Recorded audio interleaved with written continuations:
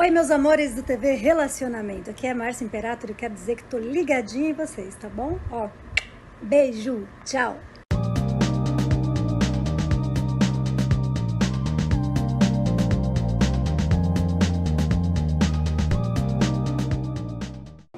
Olá, internautas! Iniciamos mais um programa Gestão Executiva. E hoje estou muito feliz, honrado, porque já faz um bom tempo que eu gostaria de ter entrevistado essa pessoa maravilhosa, tá? É uma profissional inspiradora e hoje, Deus acabou me premiando. Flávia Salim, muito obrigado, viu? Obrigada pela presença aqui. Obrigada mesmo. Não, perfeito. É uma honra estar aqui com vocês. Como o Kendi falou, quase um pouco antes da pandemia até agora conseguimos. Exato. Muito obrigada mesmo pela oportunidade de estar aqui falando com vocês. Obrigado. Flávia, conta um pouquinho para os nossos internautas onde você nasceu e um pouquinho da sua trajetória profissional. Porque o pessoal que te conhece já acha que você, no ventre da sua mãe, já nasceu Master Coach, já nasceu mulher empreendedora. Não. Conta um pouquinho essa trajetória, por favor. Bom, gente, eu até falei para o Kendi que ia ser desafiador colocar isso no tempo que nós temos, mas eu vou falar para vocês. Eu falo que eu comecei vendedora na minha vida. Eu sou de Jandira, uma cidade aqui da periferia de São Paulo. Eu sou filha de um pedreiro e de uma manicure. Eu vivi num lar muito humilde e, além disso, meu pai também era um pai violento. Infelizmente, meu pai sofria com alcoolismo e era um pai violento. Então, com 8 anos de idade, um dia, a minha mãe trabalhava como manicure aqui na região do Sumaré. E ela vendia umas revistas de catálogos, Avon, Natura, essas coisas. E eu me identifiquei muito com aquilo, porque eu ajudava ela. E aí eu falei, mãe, eu quero essas revistas para eu vender na escola para as professoras. E eu comecei com 8, 9 anos de idade a vender, vendia bem, vendia para as vizinhas, vendia para todo mundo que eu conhecia, no bairro e também na escola. E comecei a ganhar meu dinheiro para ter minhas coisas. Eu acho que eu sempre fui empreendedora. Empreendedora, mas também eu tinha uma ambição. Quando eu ia no trabalho da minha mãe com ela, as clientes falavam assim, ai, Flávia, você quer ser manicure igual sua mãe quando você crescer? Porque eu ia no salão, ficava lá às vezes aos sábados, quando não tinha aula, então eu ajudava, servia um cafezinho, tratava bem as clientes. Naquela época, gente, anos 80, as clientes, salão de beleza era algo de luxo. E aí, quando as clientes me faziam essa pergunta, eu falava, não, eu quero ser dona de salão quando eu crescer. Ou então eu quero ser cliente igual você. E não é porque eu não admirasse a minha mãe, mas eu acho que eu já via tanto glamour, uma coisa tão diferente ali, em ser dona de salão e cliente de salão, que eu externava isso. Em paralelo a isso, nesses dias que eu ia para o salão, eu ficava com essas vendinhas e ajudava a minha mãe. E aí, com 13 anos de idade, meu tio começou a namorar uma moça. Ela falou para mim, eu estou trabalhando numa empresa chamada Madeirite. Essa empresa ficava em Barueri, no Jardim Belval. Era uma empresa muito grande. Isso. Na época, você lembra? Lembro. E aí eu fui fazer uma entrevista. E na época, podia trabalhar com 14 anos de idade. Exato. Anos 80, podia trabalhar com 14 anos de idade. E aí eu consegui entrar nessa empresa. E comecei a trabalhar lá como ajudante de serviços gerais. Era essa a minha função. Para quem não sabe, é uma função na fábrica mesmo, mas o meu trabalho era ajudar a copeira a servir café para o pessoal de fábrica. E logo, assim, 3 meses depois, porque eu também ajudava no escritório, eles me promoveram para recepcionista no escritório, porque eles falaram, não, você tem potencial, você tem força, você tem determinação para estar aqui como recepcionista. E eu trabalhei 2 anos na Madeirite. Infelizmente, depois da Madeirite veio a falir e eu acabei saindo de lá. E quando eu saí de lá, gente, a minha mãe, como eu disse para você, trabalhava aqui num salão na Avenida Sumaré, na Avenida Heitor Penteado, aqui no Sumaré. E aí uma das clientes dela era diretora de um hospital chamado Associação Hospital de Cotia, e hoje chama Hospital Dr. Odair Pedroso. E a doutora Lourdes perguntou para minha mãe de mim, se eu ainda estava trabalhando, e a minha mãe falou, não, ela está até procurando emprego, nessa ocasião eu já estava com 16 anos. E eu fui trabalhar no hospital, como escriturária. Fiquei lá 1 ano. Nesse período lá em Cotia, eu estava construindo uma concessionária muito grande, aquilo me chamou muita atenção. E eu falei, gente, é lindo esse prédio. E era uma concessionária chamada Etrusca, uma concessionária da Fiat. E eu fiz um currículo e comecei todo dia, quando eu saía do meu trabalho do hospital, eu passava lá. E eles falavam, mas você tem experiência? Eu falava, tenho, eu atendo no hospital.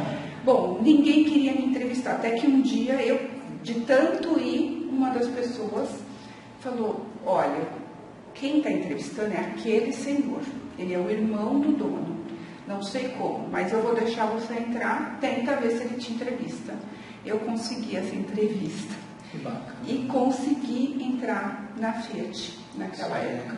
Para mim era importante, porque no hospital, mesmo com 16 anos, eu não via oportunidade de crescer. Verdade. Não via muito ambiente para crescer, além de ficar ali naquela parte de escriturária de um hospital mesmo.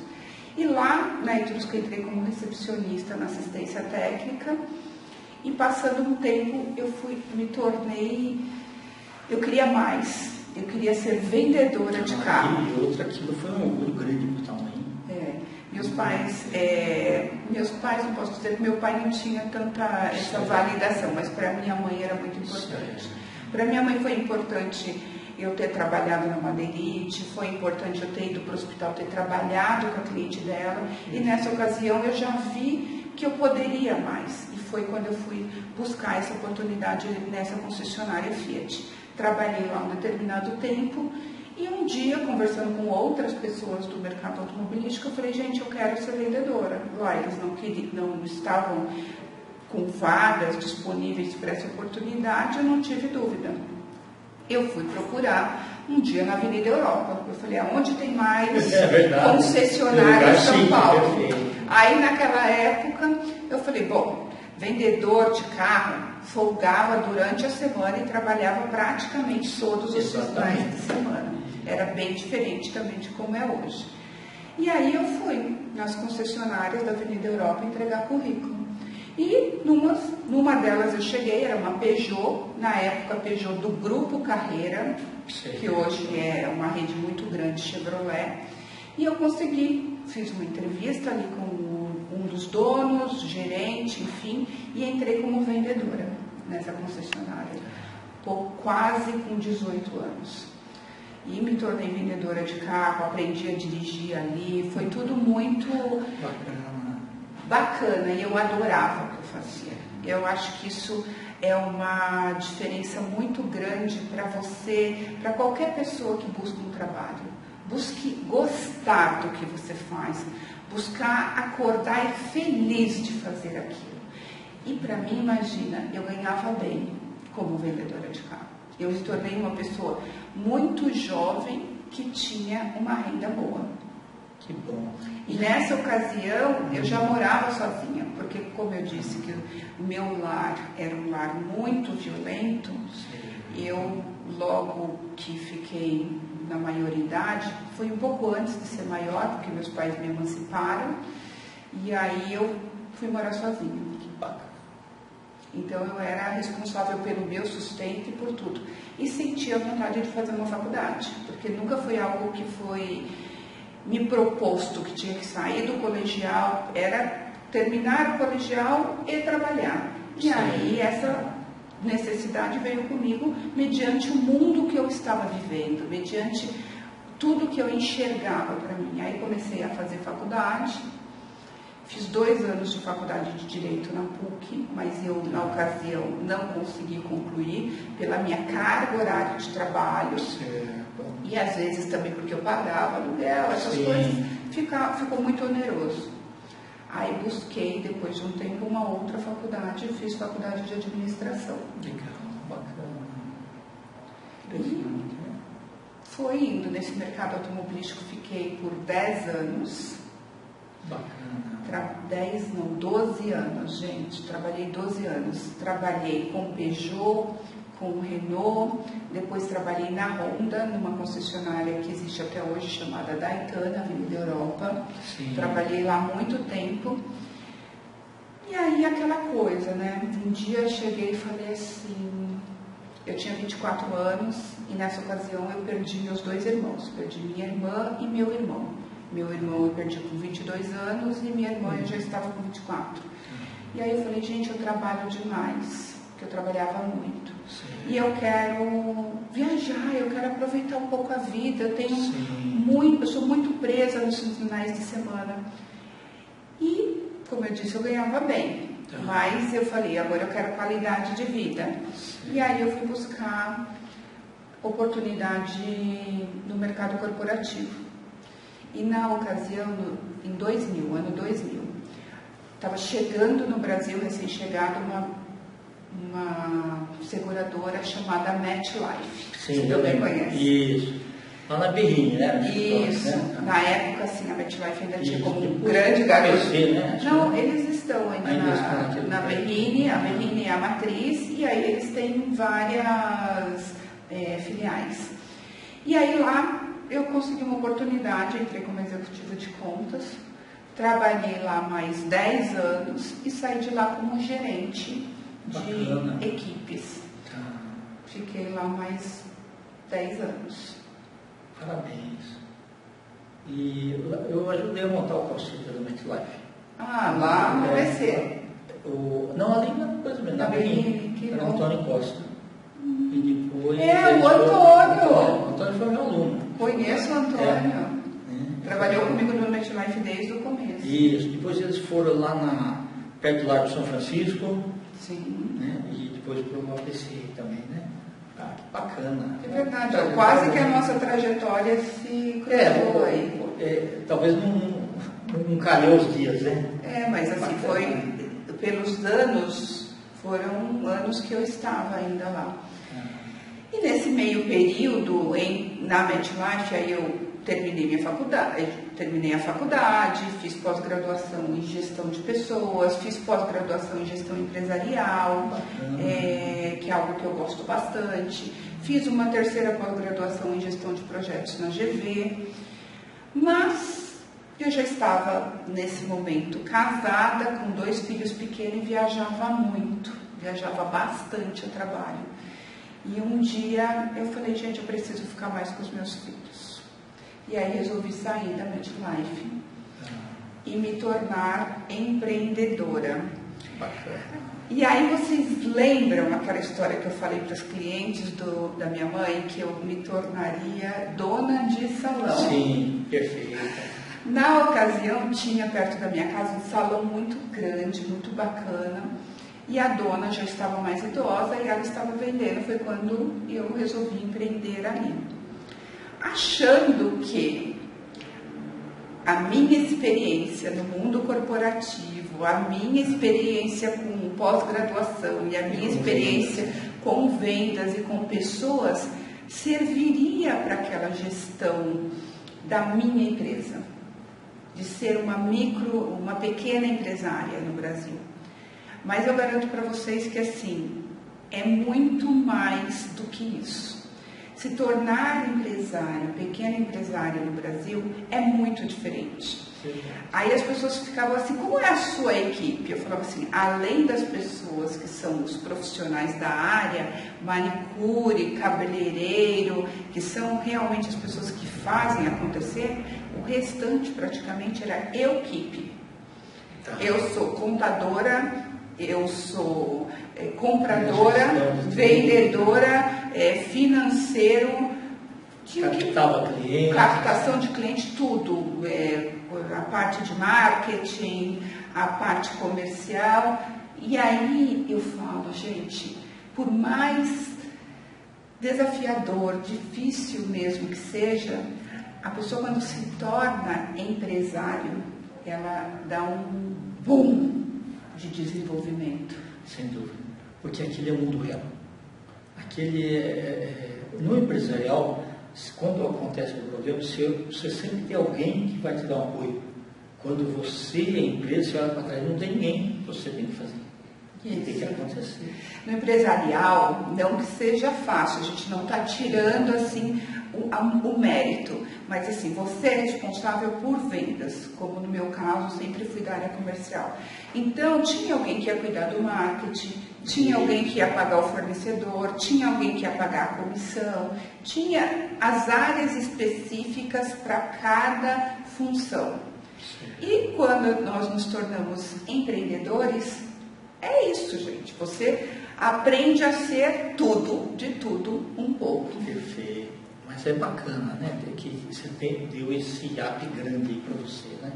E quando que você pegou outro desafio aí de se tornar coach? Aí, quando eu estava há 4 anos com o salão, gente, eu trabalhava muito também. E finais de semana também, né? Finais de semana também. Então, assim, eu trabalhava muito na seguradora, mas eu tinha o sábado e o domingo livre. Quando eu fui para o salão, e isso é algo que às vezes quando as pessoas hoje me contratam para fazer uma mentoria, porque querem empreender, falam, não, porque eu quero empreender, porque eu quero ter mais tempo.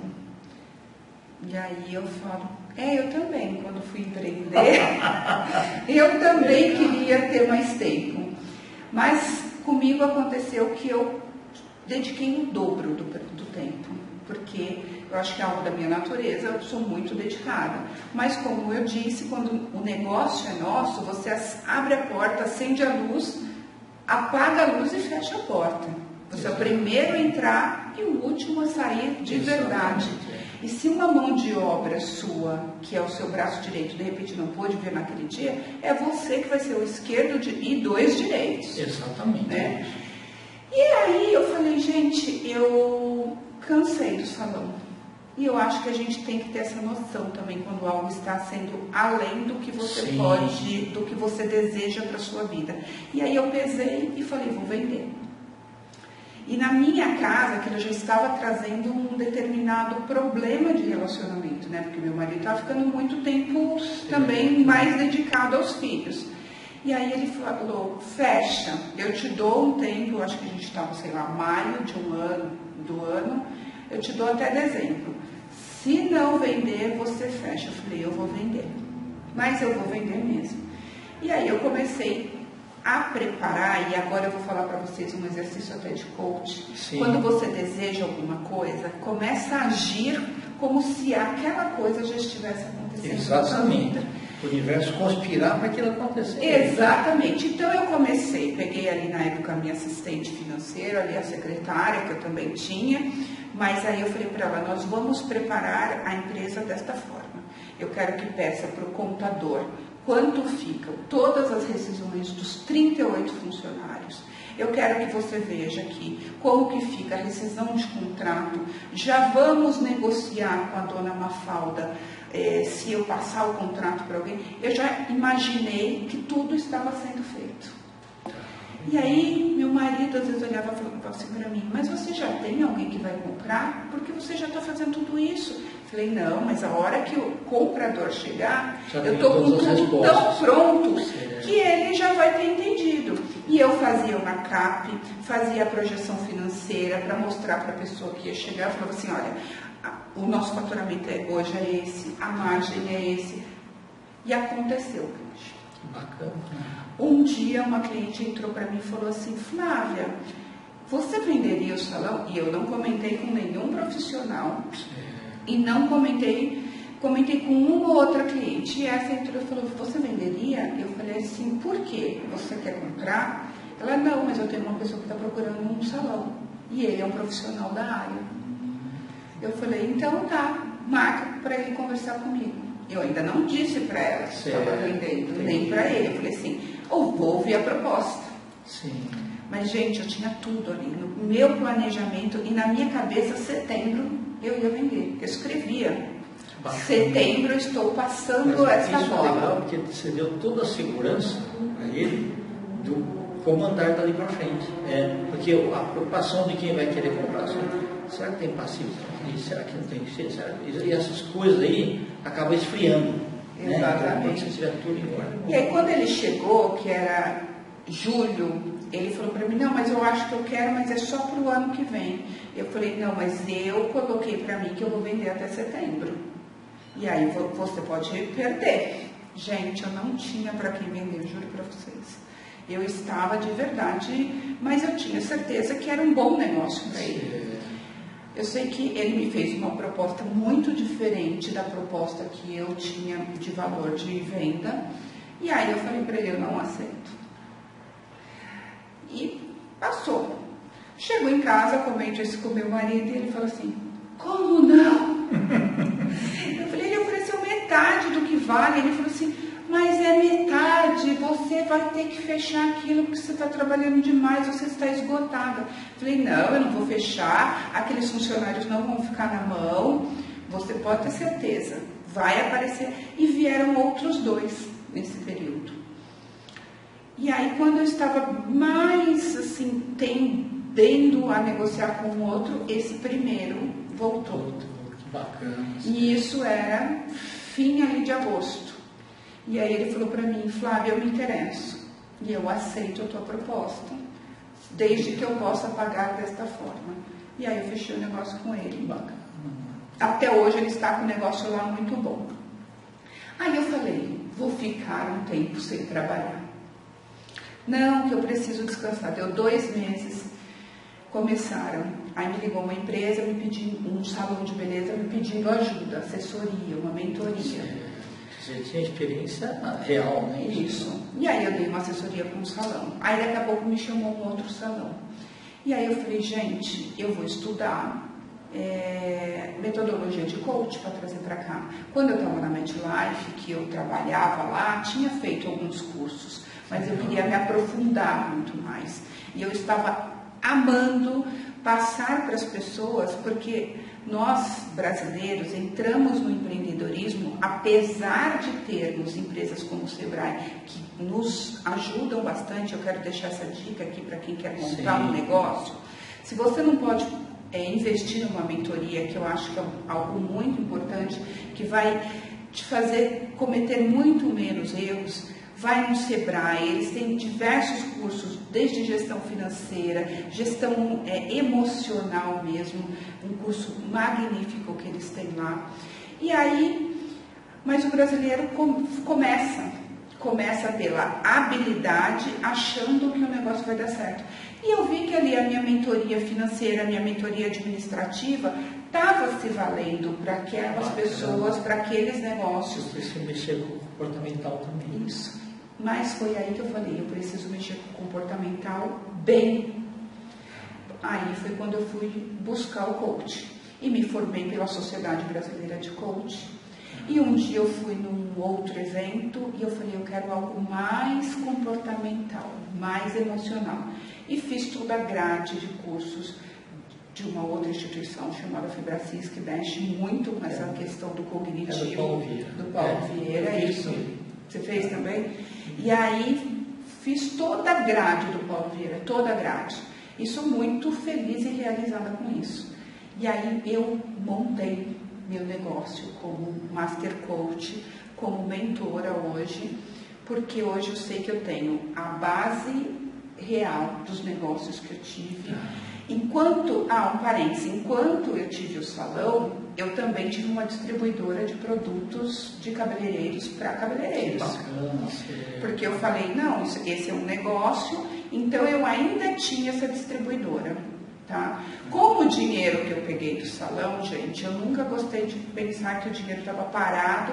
Eu montei algumas franquias no shopping, de um aroma de ambiente. Mas eu também não sou apegada. Quando eu vejo que o negócio está me dando mais trabalho do que retorno, eu logo trato de virar a chave. E isso, às vezes, são casos que eu pego de quem está empreendendo. Quando, às vezes, está vendo o barquinho afundar e não larga por orgulho. Sim, verdade. Porque vira e fala assim, como que eu vou assumir que eu fracassei? Como eu vou assumir que eu errei? E não é isso, gente. Muitas vezes tem que pensar o seguinte, antes um fim trágico do que uma tragédia terminável.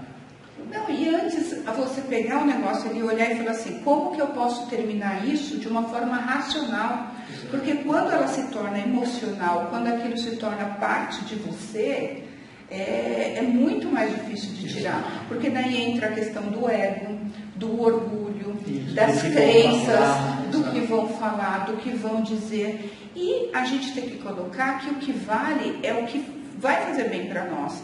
E como eu falo para todo mundo, eu tive sucesso no salão 4 anos. Quando esse sucesso, que era algo que eu sentia, que o sucesso, na minha visão, ele tem que ser bom para mim financeiramente, ele tem que ser bom para mim como realização pessoal, e ele tem que caber dentro da minha estrutura familiar como algo que vai correr junto sem gerar danos. Você falou uma coisa muito sábia, que muita gente pensa o seguinte, sucesso é dinheiro. Não, sucesso é uma parte, o dinheiro é uma parte. E você contextualizou bem. Nós estamos nos instantes finais. Eu quero que você volte outras vezes para nos brindar com essas informações maravilhosas. Tá? Eu queria que você deixasse aí os seus contatos. Gente, eu tenho 2 páginas no Instagram. Essas páginas estão se ampliando agora para o YouTube, mas é Flávia Salini _, onde eu passo várias orientações, várias dicas dessas comportamentais no meu trabalho como Master Coach. E tem uma página que é o meu xodó, minha vida, que chama-se @Movimento Inspira Mulheres, também no Instagram. É totalmente voltada, é quase uma coisinha assim como você faz, você traz as pessoas aqui para falar do profissional, eu trago mulheres para contar as histórias delas que inspiram outras mulheres. Então é uma grande paixão minha e assim, quem puder, segue, vem fazer parte desse time também. Kenji, muito obrigada. Eu que agradeço. O que eu quero dizer é que assim, gente, a minha trajetória profissional, se posso deixar um recado, eu nunca tive medo de parar, estancar algo e começar algo novo. Porque a gente pode sempre. Perfeito. Parabéns, você é muito inspirador. Obrigada, querido. Internautas, meus agradecimentos então a essa fabulosa profissional, Flávia Salini. Nós finalizamos mais uma Gestão Executiva. Um grande abraço e até a próxima.